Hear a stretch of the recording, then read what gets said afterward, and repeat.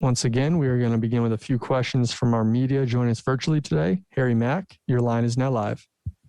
Hey, Michael. Harry Mack from the Bookie's Basement. I hope you're doing well. I'm good. Hope you're good. Thank you. So you debuted as the #1 contender in Bellator's welterweight rankings, but then they actually wound up flipping you and Yaroslav. So I just wanted to know, neither of you fought. So in your opinion, why do you think that was? That would be a wild guess from me. It's obviously something that I did notice. It is what it is. I don't know. They say it's obviously it's an impartial. I guess they keep every time there's an event, they can keep kind of sitting back at the table and rediscuss what they had previously discussed. But I don't see why something like that would change, seeing as neither one of us have been active. I don't know. It's like I said. It's your guess is as good as mine. Fair enough. Well, best of luck on Friday. Thank you so much. Breeze, go ahead. Hey, Michael, this is Breeze with the MMA Breeze. I just wanted to ask, you obviously have created a lot of highlight reels for us. How are you looking to finish this next bout, and how would it be turn out ideally in your mind? Ideally, it'd be the fastest knockout in Bellator history. I don't get paid for overtime, so I want to go in there and just finish the job real quick. I'm gonna fight with a slightly different intensity level for this fight. So yeah, I do want to get in there and just I want it to be a bank robbery, in and out, a quick job. So for me, it's all about what comes afterwards. I want to stay fresh, stay fit, and then just get straight back in again after this fight. Gareth? Good evening, Michael from London. How are you? I'm good, Gareth. How you doing, bro? I'm good, thank you. Interestingly, you used the analogy of you want to get a bank robbery, obviously, without anyone seeing you, like a ghost, get in and out, and he's asleep. Is having been there with you at your last fight, do you think that you didn't explode enough in your last fight, and you weren't as aggressive as you normally are? Is that the reason for that? No, not at all. It's more based on the opponent I have in Derek Anderson for my wanted to doctor my style slightly. But in the last fight, I wish I could have exploded. I wish I could have shown you guys a lot more. But as I said, the canvas was extremely slippery. It's actually something I'm skeptical of with this fight. As the last Bellator, when I was watching, near enough every athlete that did a head kick fell on the floor. Their back leg slipped away. So it's something that I'm cautious of for this one, and I've actually taken precautions during training. We actually had to make our canvas slippery and doctor my style to see if I can kind of cope and adjust and still be MVP. So I've made those adjustments just in case, but hopefully I go in there and the canvas is nowhere near as slippery as it was, and I can actually be myself. Are you ever allowed to go in and put your feet on I know it's COVID, so you're probably not at the moment, but generally, are you allowed to go and test the canvas before you fight? Yeah, of course, but it differs. So you can go in there beforehand when it's dry and nothing's happened, no one's cleaned it or they've cleaned it prior.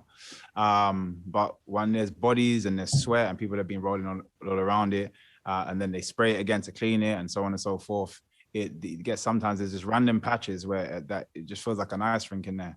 And like I said, it was the main card that I watched. So I'm assuming, again, from the bodies and the people that were in there prior, that's the reason why, people are falling over and slipping still.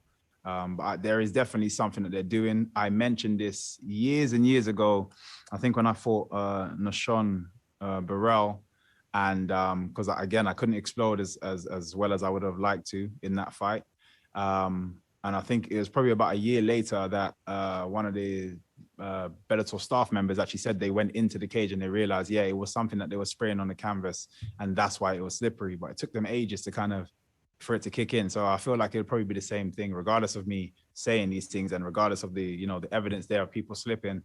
And I think it's just a bad look on, for their own athletes. I feel like they should try to, you want your athletes to look the best they possibly can. So this is something that they should look into. Not completely overlooking Derek Anderson, because obviously everybody's a competitor in there. will you be looking to be calling out to fight the winner of Douglas Lima and Amosov if you get through this on Friday night? Honestly, I've switched off. I don't care anymore. I've been calling him out ever since my fight with him. Obviously, I'm not entitled to have it straight away. Fair enough. But I've been very active, and he's had, 2 fights? This being his 3rd fight. I've had 4 or 5 fights. I don't even know. So yeah, I don't believe he's in any rush to be back in the cage with me. So my job is to just stay active. I couldn't care less anymore. I just want to win this fight. Whoever's available next, Bellator line them up, and I jump in back as soon as possible. Finally, Michael, I think you were on the BBC the other day. Was it Match of the Day? Yeah, Match of the Day Extra. Yeah. Just to explain to anyone listening in America, obviously Match of the Day is the biggest soccer show in the UK. What does it mean to you that mixed martial arts, Bellator, yourself, are now live on the BBC iPlayer, which is free and available to 70 million homes live? It's amazing, especially for the UK, the Europe. I think it's unbelievable. Even had they posted out one of my teammates, Norbert Naveni, and it's just good to see, like, for him, up and comer is definitely going to be taking that middleweight division by storm. It's just great to have that kind of platform to be pushed on, where we never had that before. When I first came in, we didn't have those kind of things, especially in the UK. It's mainly for the States. I just hope that this partnership stays. Again, we've seen a lot of partnerships with Bellator come and then go, and I'm hoping I think this is a great partnership, especially Showtime as well. I think they can do a lot in this with these 2 partnerships, and hopefully, it stays. Donna? Hi, Michael.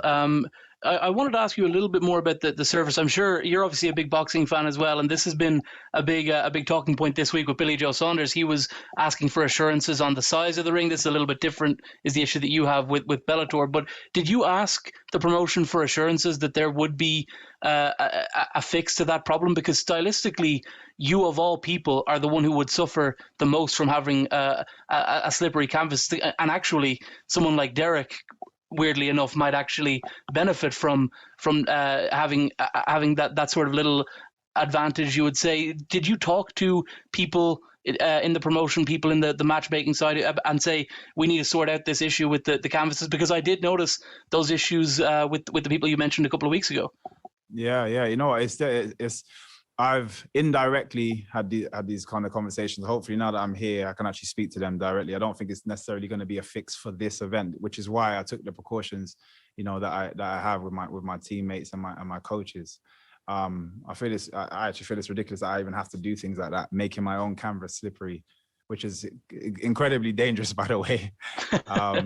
But yeah, it's my coaches have reached out, management has reached out, and again, I feel like it falls on deaf ears sometimes, and this is some of the issues that I've had in the past. So hopefully, now that I'm here, once it's all said and done and I've finished the fight, I can sit down with the people that can actually make these kind of decisions, and we can actually get things changed. Because as you say, for my style especially, it just does not help. And I love putting on a show. I genuinely cannot do, as you saw in my last fight, I turned into an everyday MMA fighter. My guard was up. I was plodding around the place. Mm-hmm. I still managed to find the win, as you do. That's my mentality. You got to figure it out. But I would prefer to fight with all my tools intact, being able to utilize them all.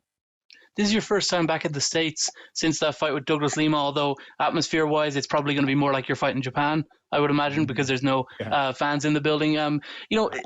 I've watched a lot of your interviews recently. You were on the Energized show the other day. You were on you had a big long interview on your own YouTube channel. I suppose it's worth asking point blank, straight up, are you happy with Bellator? At present, no. But it's not something that can't be rectified. Like I said, I'm happy to have a conversation. And, I deal with. I'm very forward, and I'm very honestly speaking. So I've had there's been numerous amount of issues that I've kind of seen on Bellator that I'm not happy with. But I genuinely believe, and I had a conversation with a good friend of mine. I genuinely believe it's because I'm a fan of Bellator. You know, I feel take myself out of Bellator, whether I'm a competitor here or not. I genuinely believed in that show, in the organization, in what they're doing, what Scott Coker has been doing up until recent times. This is why things are kind of being a bit more irritable. So again, these things can be changed very quickly with just a simple conversation. We sit down, have a conversation, even if it's just a case of just me getting it off my chest to these people, and then just moving forward. But I like the staff here and everybody that are here in the back office that you guys don't see, you probably all know, but you don't see like on camera. They're all amazing. They're all great. They look after us really well. But then it's just certain things that I see for the promotion that I feel like they could just be better. Damon Martin.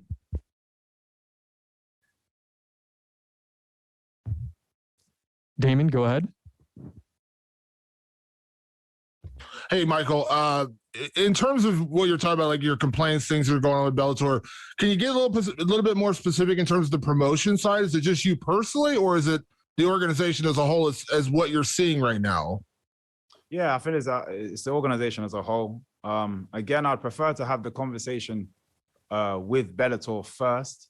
Again, I've already kind of said my piece in my, a few interviews that I've had. I prefer to have a conversation now that I'm here. Have a conversation with the guys at Bellator, and then from there, if I still feel away, you'll definitely hear about it. Because like I said, I'll say it how I feel it, and that's always been me. Most of the time, I've been happy because everything's been going really well. But a few things I've noticed for just the promotion, not just personally, but just for multiple different for competitors and athletes that are on our show. So yeah, I want to just kind of air that out with them. Obviously, throughout your career, Michael, you've always gone out there and fought, but because of who you are, the name you've built, you're always a kind of a target of criticism. People saying, well, he doesn't fight the top competition, or he doesn't do this, he doesn't do that. You talked about the title. You've kind of put that out of your mind and you're just out there fighting. Is it kind of the same way with the critics? Do you even pay attention to that kind of stuff anymore? Oh, no, not at all. Everyone's a bit repetitive. It's a bit of a broken record. They're saying exactly the same thing. So there's nothing to really pay attention to anymore. There's nothing creative about what anybody's saying. And a lot of the times it's usually very average fans that only know a few people. I've seen comments like, oh yeah, you're fighting Cans, well, you should be fighting Conor McGregor. And it's like, well, I already know you don't watch the sport well enough to know that we're not in the same weight division, although he does come out, and we're not in the same show. So again, it's a lot of these kind of people that will flood your page, but it doesn't bother me at all. I enjoy what I do. I get to do what I do for a living. I get to train with some amazing people, coached by some of the best people that I've could ever coach in the world, and I'm just enjoying life. It does not bother me at all. And last one for me, Michael, you're a guy who has crossed over. You've done boxing. I think we talked before your last boxing bout. You've seen lately the hype around MMA fighters crossing over into boxing, this whole Jake Paul thing.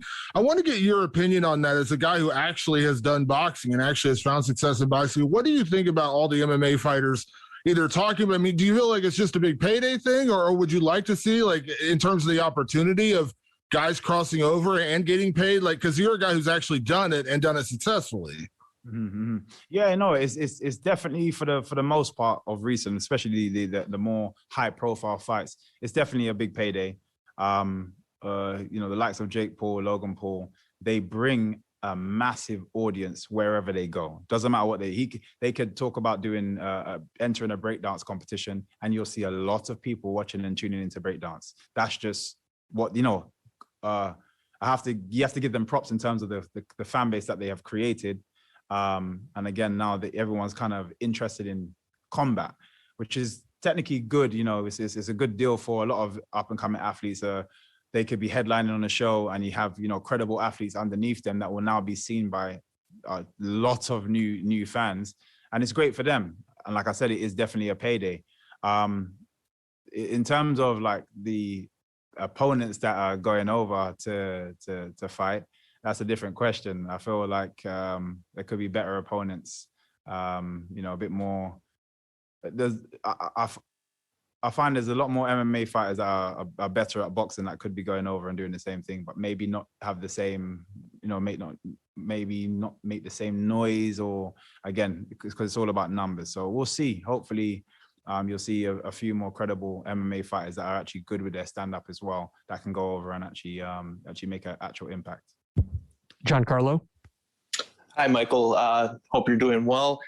This fight is a catchweight bout, and we also saw like Paul Daly and Smail Masi fight in their catchweight bout.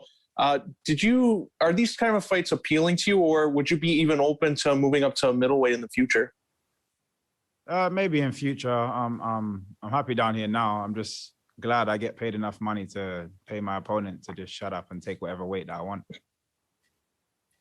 And final one for me, assuming you're able to get past in this fight, get the win, and Scott Coker were to sit down with you and offer you the title shot against the winner of Amosov and Lima, how do you see that fight playing out? That fight? You say that their fight playing out? Or yeah, their fight. Yeah. So their fight. Yeah, you know what? Amosov, as everybody's seen, he's an amazing athlete, man. He's very well rounded. Great stand up. Great, great takedowns, great takedown defense, as we've seen with the Logan Storley fight as well. It's a difficult one. I feel like he's a bit too undersized for Lima. I feel like he's going to struggle to take Lima down. Again, due to the size and Lima's strength, and because of the height difference, he's going to have to be a bit more in the pocket, which means he's going to be liable for those leg kicks as well. I think if he does get Lima down, Lima's got an amazing butterfly that he's caught everybody bar Rory McDonald with. So keeping him on the floor is going to be difficult. So in my opinion, I think it goes more it sways more in Lima's favor. But it doesn't take anything away from Amosov. I think I genuinely believe he's a great mixed martial artist altogether. All right, last one here, Nick. Hey, Michael. Considering all that you've done in Bellator, you've been in the promotion for about 7 years. I believe you have a 14-1 record in Bellator. Is it kind of surprising that you have yet to fight for the Bellator welterweight title? Yes, yeah, definitely. It is what it is. My journey is my journey. It's gone the way it's gone. There's been chances. Don't get me wrong. Obviously, even just being in the tournament. It was because I lost, I had a chance to win the tournament and actually fight for the belt as well. I was one fight away from that. It is what it is. Everyone kind of falls on whatever path they fall on. But hopefully that will turn around. In fact, that definitely will turn around this year. And I know you said earlier you're not too worried about getting the winner between Lima and Amosov. If it happens, it happens. But you're not going to get on the mic and call for that. But do you expect that to happen? Because you're ranked number 2. They're ranked, obviously, the only 2 fighters above you in the division. Is there any other option if you get past Derek Anderson? Well, yeah, there's definitely options. Like I said, everyone's got numbers next to their names now. If Lima does take too long to want to defend that title again, then Jason Jackson's there. If Amosov has just lost the fight, then Amosov is there. There's loads of people. There's loads of guys that are still in the division that are all heading in the same direction, chasing that title, and that are great fights. So I just want to stay active and stay busy.